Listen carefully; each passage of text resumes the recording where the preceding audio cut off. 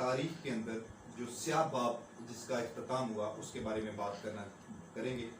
वो है Lahore high court के जो चीफ जस्टिस जनाब जस्टिस कासिम अली खान अपना टेन्योर और अपनी मुद्दत पूरी करके रिटायर हुए हैं।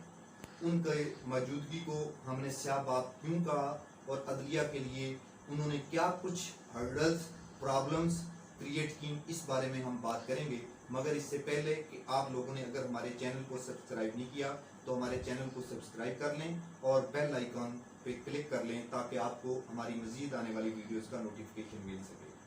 अभी जस्टिस कासिम अली खान जो अपनी मुद्दत पूरी करके रिटायर हुए और उनकी जगह मोहतरम अमीर भट्टी साहब नए लाहौर हाई कोर्ट के चीफ जस्टिस बन गए।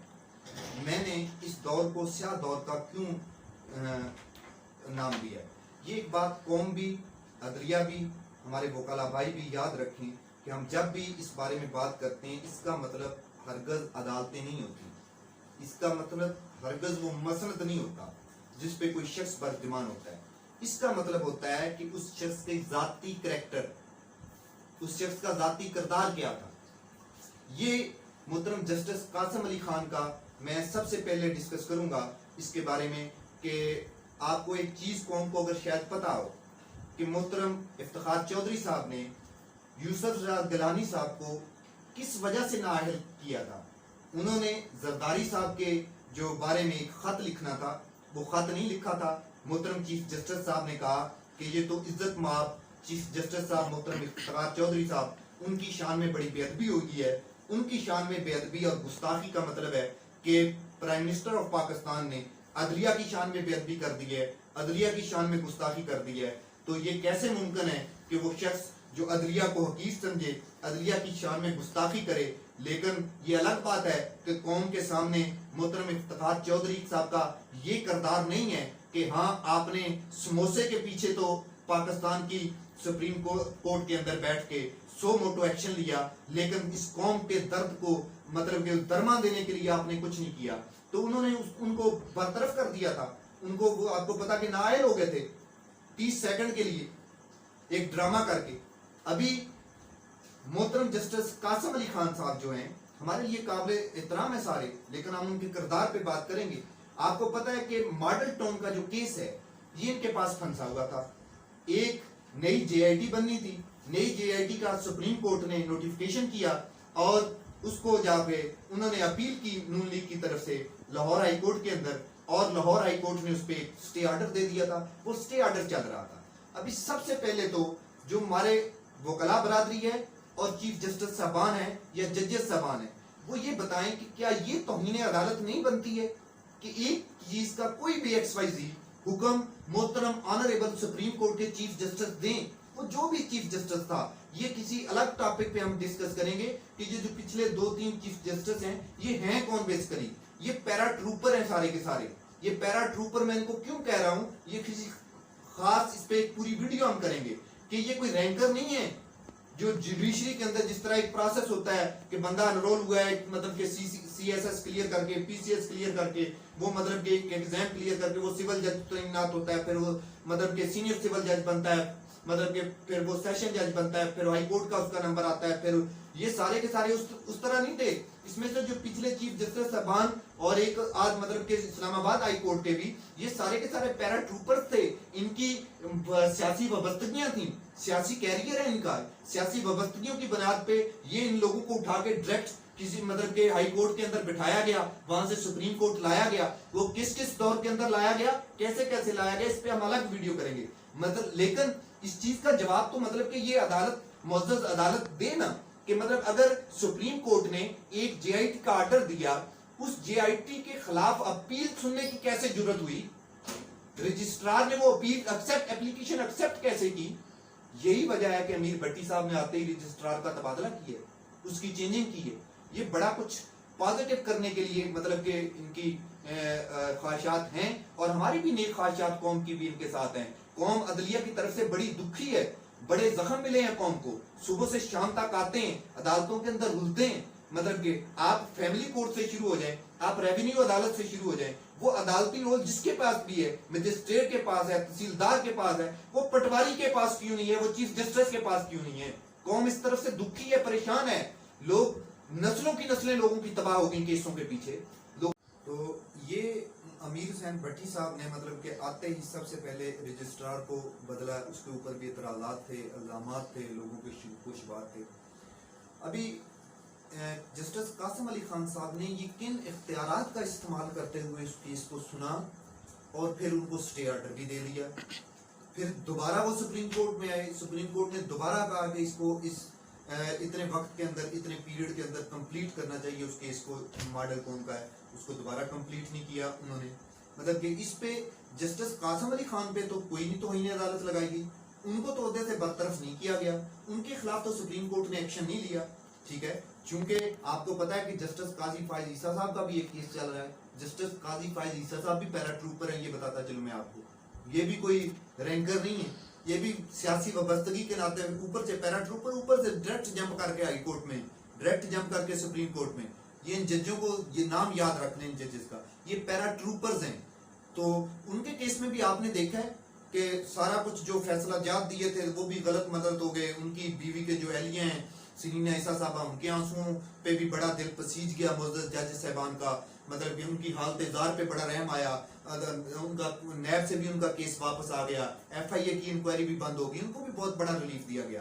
क्या ये अदालतें सिर्फ इन जैसे लोगों को, काजी फायज ईसा, जस्टिस कासिम अली खान, इन लोगों को रिलीफ देने के लिए, और फिर जस्टिस कासिम अली खान का मॉडल टाउन की दीगर जो बहुत से केसेस चल रहे हैं उनके अंदर जो किरदार रहा है।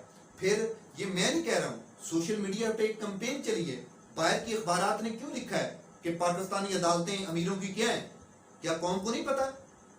क्यों ये बात मतलब के लोग, मतलब फॉरेन मीडिया इस पे मजबूर हुआ? ठीक है, अगर इतनी बड़ी बात थी तो ये अदालतें, मुअज़्ज़ज़ अदालत जिस तरह लोगों को तौहीन अदालत का नोटिस जारी करती हैं, एक केस उस अखबार के खिलाफ भी करती हैं फाइल, कि हमारे खिलाफ प्रूफ लेके आए, हमने, हमारा किरदार ऐसा कैसे रहा है। तो पाकिस्तानी कौम का सर फख्र से बुलंद हो जाता कि हमारे जज इस मसनद पर बैठ के, मतलब के अदालती मसनद पर बैठ के, इस काजी की मसनद पर बैठ के इंसाफ का बोलबाला कर रहे हैं, गरीबों के आंसू पूज रहे हैं, मतलब के मस्कीनों की सिस्कियों का उनको एहसास है, जो दीगर लोग मरे हैं उनका एहसास। बल्दिया फैक्ट्री वाला केस, उसका हाल क्या है? वो अदालतों के अंदर नहीं है। एक मुहतात अंदाजे के मुताबिक, आप, मैं अगर एस्टिमेशन गलत है, दीगर पाकिस्तान की जो जिली अदालतें हैं, मतलब के जो प्रोविजनल अदालतें हैं, जो हाई कोर्ट्स हैं, जो सुप्रीम कोर्ट्स हैं, इनके अंदर तकरीबन, मेरा जो मतलब के रफ एनालिसिस है उसके मुताबिक इनके अंदर तकरीबन 80 लाख के करीब केस पेंडिंग होगा, जिसमें से 20 से 25 लाख तो ये बड़ी अदालतों के अंदर केस पेंडिंग है। अगर आप इसका मुहतात अंदाजा लगा लें, सारे केसेस, मतलब कि आप इसको, मतलब के तहसीलदार से शुरू करें, ऊपर सुप्रीम कोर्ट के चीफ जस्टिस तक जाएं, अगर ये 50 लाख भी केस बनता है, और बाज केसेस आपको पता है कि ऐसे ऐसे होते हैं जिनके अंदर मुद्दई और मुद्दा अलय, ना उनके अंदर मुद्दई एक होता है, ना उनके अंदर मुद्दा अलय एक, 10 मुद्दई होते हैं, 10 मुद्दा अलय होते हैं। तो ये अगर एक मतलब कि आप उनके अंदर एवरेज भी 5 लोग भी काउंट करें तो ये 2.5 करोड़ बंदा ट्रबल में है पाकिस्तान का। और इससे मजे की आपको बात बता दूं, ये जो 2.5 करोड़ बंदा जिनके ये केसेस पेंडिंग होते हैं, ये फिर रोल क्या प्ले करते हैं? ये वो लोग होते हैं जिनको कहते हैं ना कि इलेक्शन में खरीदो फरोख्त होती है, ये बिरयानी की प्लेट पे बिक गए, ये नाली पे बिक गए, ये खंबे पे बिक गए, ठीक है, इनके शनाख्ती कार्ड ले लिए जाते हैं रातों को। ये 2.5 करोड़ वो लोग हैं। 2.5 करोड़ ये वोट निकालते हैं मेन स्ट्रीम से, जितने पाकिस्तान के अंदर सियासी जमातों को वोट मिलते हैं, क्योंकि ये जिनके केस अदालतों के अंदर लगे होते हैं, इनको तो रोड पे बैठा हुआ, जो फुटपाथ पे बैठा हुआ, मतलब कि सड़क छाप एक दाढ़ी वाला होता है, वो भी इनको तो वक्त का गौस और कलंदर नजर आता है। ये तो अपने मसीहा की तलाश में होते हैं, जिनको तो किसी सियासी बंदे का आशीर्वाद चाहिए, उनका आसरा चाहिए होता है, उनका नाम चाहिए होता है इनको। ठीक है, ये किरदार है पाकिस्तानी अदालतों का, और यही किरदार जस्टिस कासिम अली खान। आपको पता है कि पिछले दिनों एक केस जो मतलब के DHA का लगा था, उसमें कासिम अली खान ने किस फिरौनियत के साथ मतलब के उसके डायरेक्टर को कहा था कि अपनी कैब छोड़ के आए, अब मैं तुम्हारा बेल्ट उतार दूंगा, मैं तुम्हारा ये हाल कर दूंगा। ये अल्फाज कभी किसी एक सियासी बंदे के लिए बताएंगे जस्टिस कासिम अली खान ने इस्तेमाल किए, और वो सियासी बंदा भी फिर PP या नून लीग का हो। जस्टिस कासिम अली खान की इस पे मौत ना वाक़ हो जाती। ठीक है, फिर शहबाज शरीफ साहब को कैसे रिलीफ देते रहे, हमजा शहबाज को कैसे रिलीफ मिला, मरियम नवाज को कैसे रिलीफ मिला, मलक रियाज को कैसे रिलीफ देते हैं, जरदारी का कोई केस आ जाए कैसे रिलीफ देते हैं। एक रेडी वाला, एक मजलूम जो मारा गया, जिसको किसी ने बड़े आदमी ने कुचल दिया है गरीब, उसको कितना रिलीफ मिला है।